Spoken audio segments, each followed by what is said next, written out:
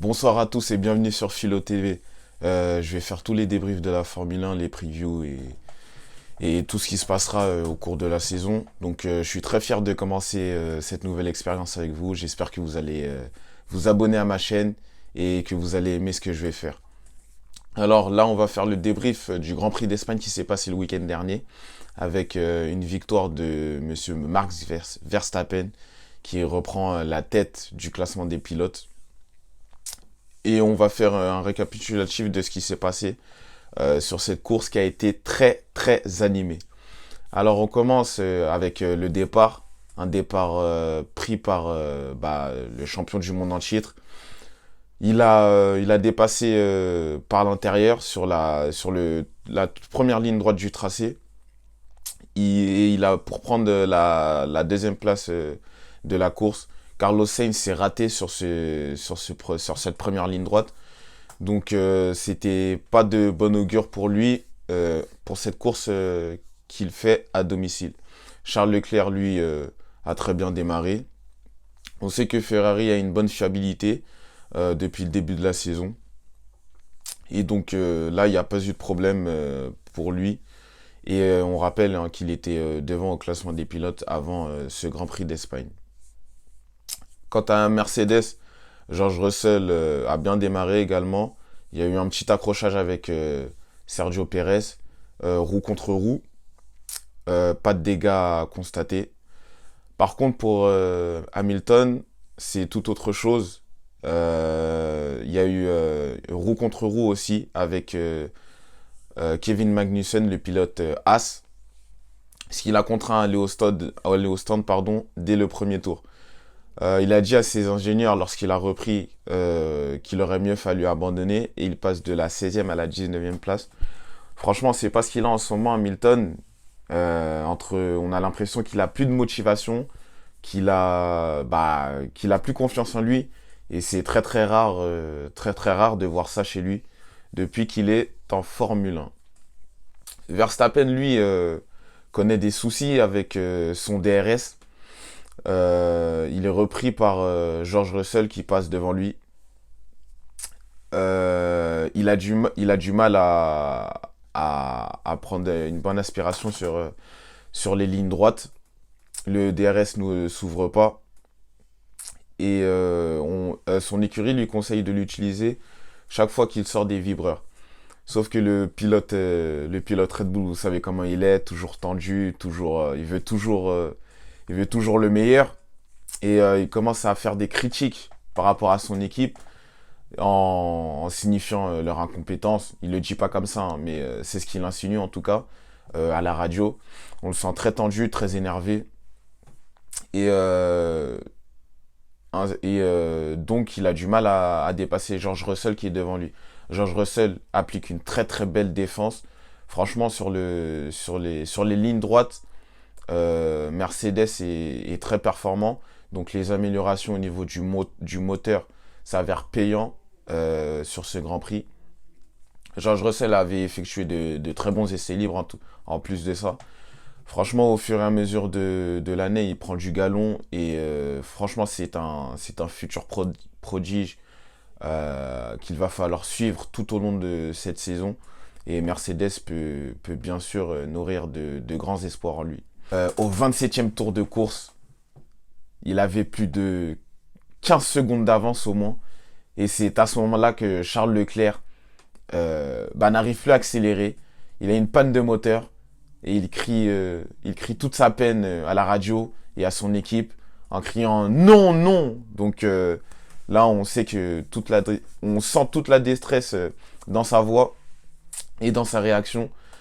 Franchement, ce Grand Prix lui était promis avec des essais libres effectués de main de maître, des qualifications également, franchement remarquables. Il avait tout pour gagner et prendre le maximum de points, c'est-à-dire 25 voire 26, parce qu'il effectuait de très très bons tours, franchement. Il est contraint d'abandonner. C'est ainsi. Sergio Pérez prend la tête.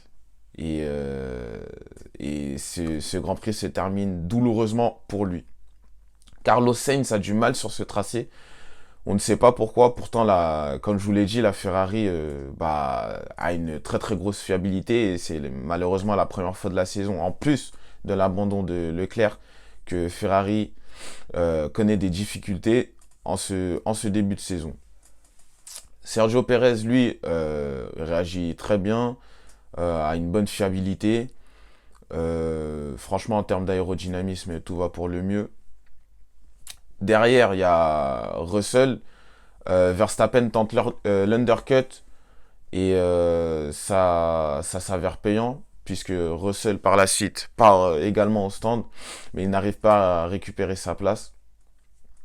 Et donc, il sort troisième de la voie des stands. Au bout de 14 tours, à signaler, tous les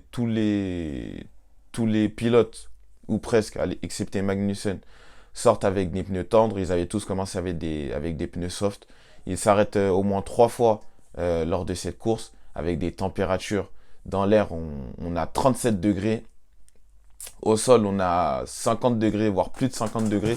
Donc c'est des conditions très très très compliquées pour les pilotes parce qu'il faut savoir que dans la voiture déjà il fait chaud. Lorsque on a un pilote qui nous précède, toute la chaleur se dégage sur la voiture de derrière et donc ça use plus vite et plus facilement les pneus et ça entraîne une surchauffe de la voiture et donc de la monoplace qui se trouve à l'arrière. Au 45e tour, on a Russell qui fait son troisième arrêt au stand et qui tente l'undercut sur Perez, mais il n'arrive pas à passer devant lui. Et donc, il va essayer de tout faire pour récupérer la deuxième place, mais ça ne s'avère, les efforts ne s'avèrent pas payants. Et donc Perez passe même devant Verstappen, mais on demande à Perez de laisser passer Verstappen pour effectivement qu'il puisse prendre les points pour le championnat du monde des pilotes. Au 49e tour, on a Hamilton qui fait le meilleur temps. Mais 2 tours plus tard, c'est Perez qui lui subtilise le meilleur chrono au tour. Et donc, on lui on lui enlève ce point en plus qu'il aurait pu prendre. Plus loin, au 59e tour, il dépasse Carlos Sainz.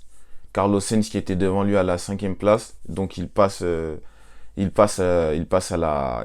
non, qui était à la 4e place, pardon. Donc, il passe à la 4e place. Il fait une remontée fantastique. N'oublions pas qu'il était 19e. Donc franchement, il a été même élu pilote du jour. Donc c'est amplement mérité. Je lui donnerai également pour ma part ce titre. À la radio, à 2 tours de la fin, à 2 tours de l'arrivée, on signale aux 2 pilotes Mercedes qu'il faut qu'ils ralentissent. Pourquoi ? Parce que ils sont en passe de ne plus avoir assez d'essence. On rappelle la règle.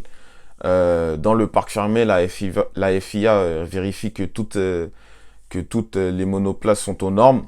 Et il faut au moins minimum 1 litre dans les monoplaces pour que la course soit validée et que les tours effectués par les écuries et par les pilotes soient validés.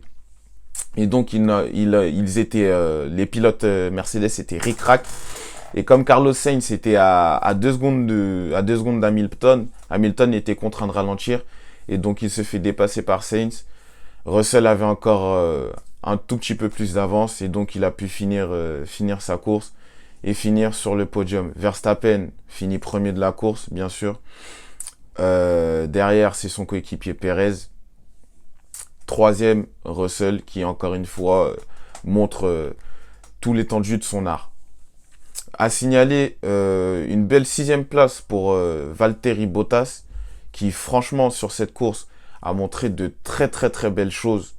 Et c'est de bon augure pour la suite.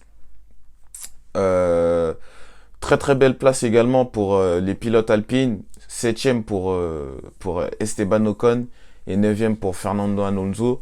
Les changements faits par l'écurie Alpine ont été payants, notamment au niveau des deux ailerons, que ce soit l'aileron avant ou l'aileron arrière. Pour moi, la déception du jour, c'est pour l'écurie, une déception. Ouais, on peut appeler ça comme ça. Je dirais pas de déception, mais j'utiliserai un autre mot que je n'ai pas.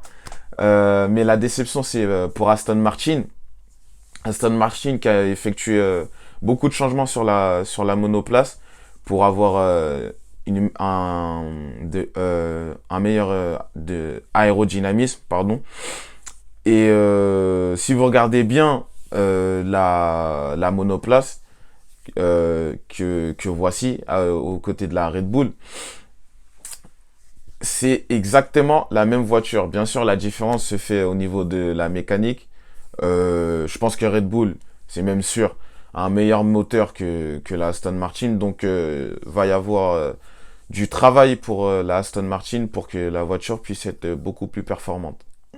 Donc, voilà. En tout cas, encore une fois, Bottas, franchement, on aurait pu lui donner le titre de pilote du jour.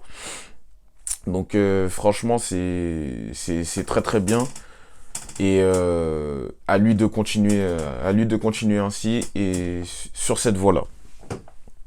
Au classement général des pilotes, Verstappen reprend la première place, juste devant Charles Leclerc, qui est à 6 points de lui. On retrouve Sergio Pérez 3e avec 85 points et la surprise George Russell avec 74 points. Lewis Hamilton se trouve 6e à 46 points. Lando Norris qui a effectué une très belle course également, 7e avec 39 points. Au classement des constructeurs, on note toujours Red Bull Racing, premier avec 195 points. Derrière Ferrari, Mercedes. Alpine, après sa très belle course, se retrouve 6e, pas loin de la Alfa Romeo, à 5 points. Et pour ce qui est du Grand Prix, comme je vous l'ai dit, Russell termine 3e sur le podium. Yuki Tsunoda prend les points à la 10e place. Décevante 13e place pour Pierre Gasly. Et donc on a 2 abandons à noter. Guan Yu Zhou qui n'a pas pu terminer également. Et bien sûr Charles Leclerc qui, on l'espère, se rattrapera pour le Grand Prix de Monaco qui va se dérouler le week-end prochain. Merci d'avoir regardé cette vidéo. J'espère qu'elle vous a fait, que vous avez aimé, qu'elle vous a fait plaisir. N'oubliez pas de vous abonner à ma chaîne que voici. Nous, on se retrouve pour le preview du Grand Prix de Monaco. Grand Prix de Monaco qui, vous le savez tous, c'est compliqué. C'est au plein milieu de la ville. Pas trop d'espace. Personnellement, je l'aime pas trop ce Grand Prix. Parce qu'on peut pas trop dépasser. Mais de toute façon, je vous livrerai tous les détails de cette course. Et ce qu'on attend des pilotes et des écuries pour ce week-end. Je vous remercie et on se dit à très vite sur Philo TV. Ciao!